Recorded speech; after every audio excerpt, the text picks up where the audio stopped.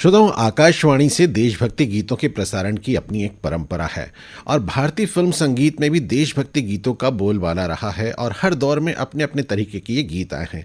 आज इन्हीं बातों पर बातचीत करने के लिए हमारे साथ जुड़ रहे हैं आकाशवाणी जबलपुर के वरिष्ठ उद्घोषक चमन सालवार। चमन सालवार जी, कार्यक्रम में आपका स्वागत है। संजीव भाई, बहुत बहुत धन्यवाद, बहुत बहुत शुक्रिया। चमन भाई, जैसा आप इंदौर आकाशवाणी केंद्र पर भी रहे हैं और जी। अगर हम आकाशवाणी की बात करें तो हमारे जो सबसे पहली सभा होती है प्रातःकालीन, और जो भक्ति संगीत का प्रोग्राम होता है, पहला गीत ही देशभक्ति गीत जो है उसमें प्रसारित किया जाता है। और अगर हम फिल्म संगीत की बात करें, भारतीय सिनेमा की बात करें, तो बहुत सारे ऐसे गीत हैं, ऐसी रचना है देशभक्ति की जिन्हें आज भी सुनते हैं तो मन जो है देशभक्ति से ओतप्रोत हो जाता है। और जब भी ये राष्ट्रीय पर्व हमारे आते हैं, 26 जनवरी हो या 15 अगस्त हो, शहीद दिवस हो या कोई राष्ट्रीय त्यौहार हो या स्कूल कॉलेजेस के कोई समारोह हो, तो उनमें ये देशभक्ति गीत जो है हमेशा प्रसारित किए जाते हैं। कल हमारा आज़ादी का पर्व है, 15 अगस्त, और स्वतंत्रता दिवस है, और आज से ही 14 अगस्त से ही ये देशभक्ति गीत हर जगह सुनाई दे रहे हैं और इनको जब हम सुनते हैं तो रोंगटे खड़े हो जाते हैं। किस तरह से आप लेते हैं आकाशवाणी से इन गीतों के प्रसारण में, भारतीय फिल्म संगीत में इन गीतों का क्या योगदान है और आप और जनमानस किस तरह से इसे देखते हैं? संजीव भाई, हम सभी जानते हैं कि दो हमारे राष्ट्रीय पर्व हैं, 15 अगस्त और 26 जनवरी। इसमें मुझे लगता है कि एक और दिन शुमार हो चुका है, वह करगिल दिवस। वो भी राष्ट्रीय पर्व जैसी अब अहमियत हासिल कर चुका है। और इस बार का जो 15 अगस्त है, स्वाधीनता दिवस हम मनाने जा रहे हैं, इस मामले में खास है कि कोविड-19 की छाया में ये पर्व मनाया जा रहा है। तो बहुत सारे जिला मुख्यालयों में बहुत सारी सावधानियां बरती जाएंगी। जबलपुर की अगर मैं बात करूं तो यहाँ पर कोई भी मुख्य समारोह का आयोजन नहीं होगा। जिस तरह से स्टेडियम में जो समारोह हुआ करता था, ऐसा कोई आयोजन नहीं होगा। सिर्फ कलेक्ट्रेट में कलेक्टर महोदय रस्मी ध्वजारोहण करेंगे और मुख्यमंत्री जी के संदेश का वाचन करेंगे, और तमाम जितने भी ऑफिसेस होंगे, जो कार्यालय होंगे और जो निजी स्तर पर लोग ध्वजारोहण करना चाहेंगे, उस तरह का आयोजन होंगे। कोई भी बड़ा आयोजन सोशल डिस्टेंसिंग को ध्यान में रखते हुए नहीं किया जाएगा। हम सभी जानते हैं कि इन दो पर्वों पर सुबह से ही देशभक्ति गीतों की जो बयार बहती है, वो देशभक्ति का जज्बा भरने का काम करती है। और ये गाने ऐसे हैं, हम सबको माजी में पहुंचा देते हैं, बचपन की यादें ताजा हो जाती हैं। मुझे लगता है, देखिए, एक लंबी फहरिस्त है देशभक्ति गीतों की, और एक अलग अनुभूति होती है जब हम छोटे थे, बच्चे थे, उसके बाद किशोर हुए, जवान हुए, और हम सुना करते थे रेडियो पर गीत बजते हुए। और आज हम खुद उद्घोषक हैं, हम खुद इन गानों को प्ले करते हैं, बजाते हैं, तो वो एक जो एहसास होता है उसे शब्दों में बयान नहीं किया जा सकता है। मुझे लगता है जो मेरे अपने स्तर पर है, इन गीतों को 3 धाराओं में बांटा जा सकता है। पहली धारा जो मुझे लगती है संवेदना जगाने वाले देशभक्ति गीतों की है, ऐसे गाने जिनमें कुर्बानी की दास्तान को बयान किया गया है। और इन गीतों में मुझे लगता है सबसे ऊपर हकीकत का गीत रखना चाहूंगा। सर चले फिदा हम जानो तन साथियों, कैफी आजमी ने बोल लिखे थे और चेतन आनंद ने निर्देशित की थी। फिल्म बंधनी का गाना मनाडे साहब की आवाज में, मत रो माता, लाल तेरे बहु तेरे। और हालिया दौर की फिल्मों की बात करूं तो अब तुम्हारे हवाले वतन साथियों का शीर्षक गीत, बॉर्डर का संदेशे आते हैं, पलोस की कारगिल का एक साथी और भी था। ये ऐसे गाने हैं जो संवेदना जगाने वाले गीतों में शुमार किए जा सकते हैं। और दूसरे धारा जो मुझे लगती है वतन की शान को बयान करने वाले गाने, हमारे ऐतिहासिक पृष्ठभूमि को, हमारा जो गौरवशाली इतिहास रहा है स्वाधीनता दिवस का, उसे बयान करने वाले, भौगोलिक सांस्कृतिक पृष्ठभूमि को शब्द देने वाले जो गीत हैं, उन गीतों को मैं इसमें शुमार करता हूँ। उपकार का मेरे देश की धरती, पूरब और पश्चिम का, और हालिया या बीच के दौर की फिल्मों की बात करूं तो रोजा का गाना और वीर ज़ारा का गाना, ऐसा देश है मेरा। और आप भी जानते होंगे कि वीर ज़ारा के साथ एक बहुत अहम वाकया जुड़ा हुआ है।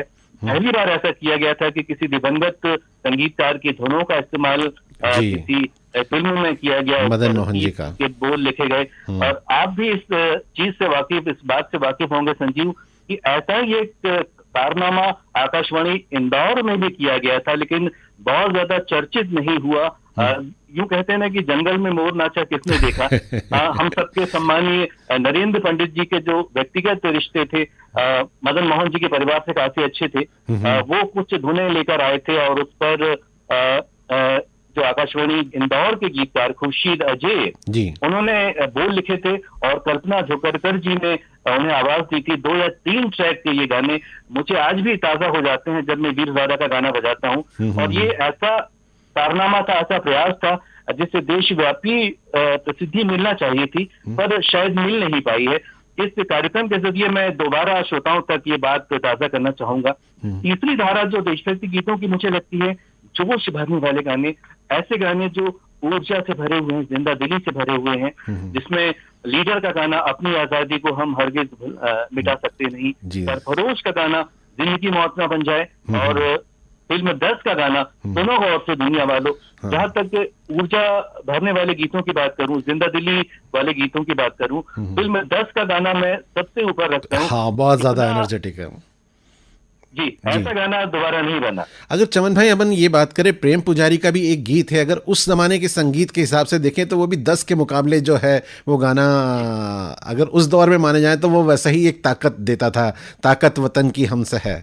बिल्कुल बिल्कुल बिल्कुल, मैंने शुरुआत में ही कहा कि इतनी लंबी फहरिस्त है, बात हम करें तो गीत जहन में आते जाते हैं। और एक बात बचपन की मैंने की थी, यहाँ पर एक इनोवेटिव प्रोग्राम मैंने किया था, फोन आउट किया था, 4-5 साल हो गए, और आप सब करते रहते हैं, हम सारे लोग करते रहते हैं। उसमें मैंने कोशिश ये की थी कि वो सारे विशिष्ट गण जो झंडा फहराने का जिन्हें सौभाग्य मिला, उनकी अनुभूति कैसी रही जब पहली बार उन्होंने झंडा फहराया था, जिसमें यहाँ के सांसद महोदय, विधायक महोदय, कलेक्टर महोदय, पुलिस अधीक्षक महोदय, तत्कालीन विधानसभा अध्यक्ष महोदय जो अब नहीं हमारे बीच रहे हैं, उनसे मैंने सवाल किया था।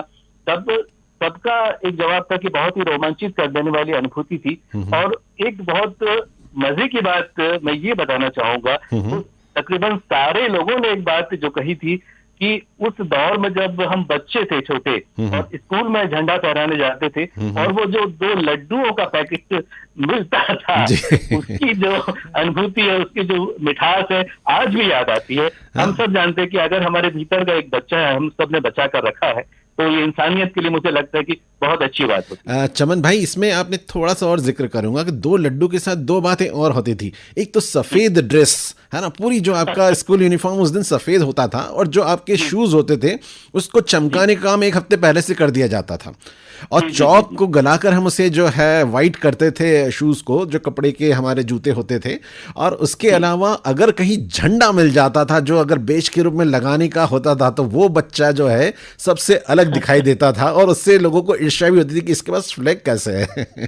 बिल्कुल बिल्कुल बिल्कुल बिल्कुल बिल्कुल, आज वो सारी बातें एक बार जहन में ताजा हो रही हैं। जी, 3 रंग का जो ये फ्लैग है, अगर ये आज भी मिल जाता है ना, तो बड़े शान से जब वो सीने पे लगता है तो उसका अंदाज और उसकी जो आभा है वो अलग ही हो जाती है, और हमारा चलने का अंदाज भी अलग बदल जाता है जब वो बेज हमारे पास होता है। बिल्कुल, यहाँ पर ये बताना लाजमी होगा हमारे श्रोताओं को कि देखिए, अब प्लास्टिक के जो फ्लैग हैं उस पर प्रतिबंध लगा दिया गया है, और कागज के ध्वज का अगर आप इस्तेमाल कर रहे हैं तो उसके सम्मान का कृपया ध्यान रखें इस्तेमाल के बाद। जी, चमन भाई, एक गीत और है जो हमारे देश की शान और हमारे यहाँ की संस्कृति के बारे में कहता है, मेरे देश में पवन चली पुरवैया। बिल्कुल बिल्कुल बिल्कुल, और वो जी, वो जब गीत हम सुनते हैं तो खेत खलियान और हमारे यहाँ की संस्कृति, यहाँ का वेशभूषा सब सामने आ जाता है। और मेरी देश की धरती सोना उगले, किसानों को समर्पित ये गीत, तो जब भी हम कोई बात करते हैं, इस गीत के बिना हम देशभक्ति गीतों की बात नहीं कर सकते। एक प्रदीप का गीत मैं ज़रूर आपसे चर्चा करना चाहूँगा, दूर हटो ये दुनिया वालों, हिंदुस्तान हमारा है। ये गीत जो है बहुत पॉपुलर हुआ था, 1943 की फिल्म किस्मत का ये गाना था। जी जी जी जी जी जी। और एक जो गीत है जो तो सभी जानते हैं, प्रदीप साहब का ये, जिसको लता जी ने स्वर दिया था, और नेहरू जी को उस गीत पर आंसू निकल आए थे, ए मेरे वतन के लोगों। जरा याद बात है, ये गीत इस मामले में उल्लेखनीय है कि किसी फिल्म का हिस्सा ना होने के बावजूद इस गाने ने जो मुकाम हासिल किया, आज भी हम सबकी संवेदना को जगाने का काम करता है और देशभक्ति गीतों में सबसे ऊपर रखा जा सकता है। बिल्कुल। और इसमें जिस तरह से सारे देशवासियों की रंग रूप वेश भाषा और उन सबको मिलाकर और बोला था इन सबका खून एक है, चाहे गुरखा हो या बंगाली, और इस तरह से जो लिरिक लिखे गए थे उसको अगर मैं अभी बात कर रहा हूँ और मेरे जो है वो रोंगटे खड़े हो गए हैं, वो गीत ऐसा था। और आज भी जब उसको सुनते हैं तो ऐसा लगता है कि क्या रचना थी, क्या कंपोजिशन था और क्या स्वर दिए गए थे उसको। बिल्कुल, इसका सम्मान मध्य प्रदेश के खाते में है। कवि प्रदीप की रचना थी और अन्ना साहब यानी सी रामचंद्र ने इस गाने को संगीतबद्ध किया था जी। और इसके अलावा एक और गीत आक्रमण का अगर मैं आपसे चर्चा करना चाहूँ, देखो वीर जवानों, वो भी जो है जोश भर देने वाला है और देश की आन बान शान के लिए अपने आप को कुर्बान कर देने के लिए समर्पित वो गीत है। तो ये जब गीत बजते हैं और जब हम स्टूडियो से इसको प्ले करते हैं तो हम खुद तो रोमांचित हो ही जाते हैं और जोश से भर ही जाते हैं। जहाँ तक भी इसकी आवाज़ जाती है, हमारे श्रोता भी जो है पूरी देशभक्ति के साथ उस गीत में अपने आप को आत्मसात कर लेते हैं। बिल्कुल बिल्कुल संजीव। आज के दौर में अगर हम जो नए गाने हैं जिसमें खूब रिदम होता है और बहुत ताकत से बात की जाती है, टेक्नोलॉजी चेंज हुई है, और जैसे आपने कहा कि 10 का जो गीत है, 10 का गीत जब बजता है तब आपको मन में क्या लगता है? बिल्कुल, 10 का गीत इतना ज्यादा रोमांचित कर देता है, उसे शब्दों में बयान नहीं किया जा सकता है। एक उद्घोषक के नाते मैं राज की बात ये बताऊं कि मैं भी बहाना ढूंढता हूं कि कब ये गाना मुझे बजाने का मौका मिलेगा। सही बात है। और जो अभी नया गीत बना था, मेरा रंग दे बसंती चोला, पुराना गीत भी है ये और नया भी जो बना है, दोनों में रिदम का काफ़ी अंतर आ गया है, जोश का काफ़ी अंतर आ गया है। लेकिन ये गीत तो ऐसा है कि जब भी सुनते हैं तो ऐसा खुद को, अपने आप को हम ये सोचते हैं कि हम एक भारतीय सेना के अंग हैं और हम भी अपनी देश के लिए कुर्बान होने के लिए तैयार हैं। संजीव, हालिया फिल्मों की बात की जाए तो अब देशभक्ति गीतों के मौके अब कम हो चले हैं। वैसी फिल्में अब बनती नहीं है, लेकिन एक गाना ऐसा है जिसके जिक्र के बिना मुझे लगता है कि हमारी बातचीत अधूरी रहेगी। फिल्म केसरी का गाना, बी प्रेम ने इस गाने को तेरी मिट्टी में मिल जाऊं, जितनी तारीफ की जाए, मुझे लगता है कि तेज गर्मी के मौसम में भी एक ठंडी सिहरन शरीर में दौड़ जाती है इस गाने को सुनने के बाद। लंबे अरसे के बाद कोई ऐसा गाना आया। बहुत खूब वर्णन किया चमन भाई आपने। और ये गीत पूरे कोविड-19 में, जब से लॉकडाउन हुआ तब से लेके अब तक लगातार हर व्यक्ति इस गीत को सुनना चाहता है और इस गीत के साथ सोशल मीडिया पर अपने फोटो जो हैं कोलाज बनाकर पेश करता है। इस गीत को अपनी तरीके से हर व्यक्ति लेके आता है और यही गीत सुनना पसंद करता है। मतलब जब देश की बात आती है तो इस गीत ने एक बहुत अहम स्थान इस वक्त ले लिया है। और बहुत अच्छा लगा चमन भाई इन सब बातों को बात करते हुए आपसे। इस वक्त आप खुद भी एक अच्छे सिंगर हैं, हम चाहेंगे कोई गीत ऐसा जो आपकी फरमाइश का हो, आप भी गुनगुना दें और हमारे श्रोताओं के लिए भी हम उस गीत को यहाँ से प्रसारित करें।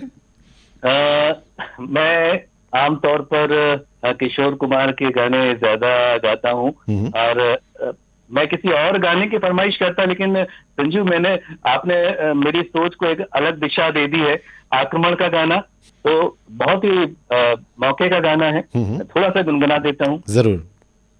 देखो वीर जवानों, अपने खून पे ये इल्जाम न आए, देखो वीर जवानों। यही गाना प्ले कर दीजिए। क्या बात है चमन भाई, बहुत खूब। और इंदौर आपको मिस करता है, आप काफ़ी समय तक इंदौर में रहे, आज जबलपुर के माध्यम से फिर इंदौर और जबलपुर एक साथ जुड़े हैं। आपकी पसंद का एक गीत हम प्रसारित कर रहे हैं। बहुत बहुत धन्यवाद बातचीत करने के लिए। बिल्कुल संजीव, इंदौर मेरी पहली मोहब्बत है, पहली मोहब्बत भुलाई नहीं होती है। बहुत बहुत शुक्रिया। बहुत बहुत धन्यवाद। सुनिए अपनी पसंद का ये गीत। मेरी जान से प्यारे तुझको तेरा देश पुकारा, जा जा भैया जा बेटा जा मेरे यारा जा। देखो वीर जवानों, अपने खून पे ये इल्जाम न आए, देखो वीर जवानों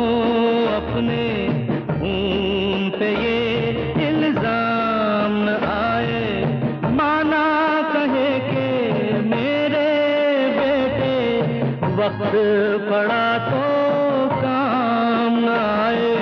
देखो वीर जवानों अपने खून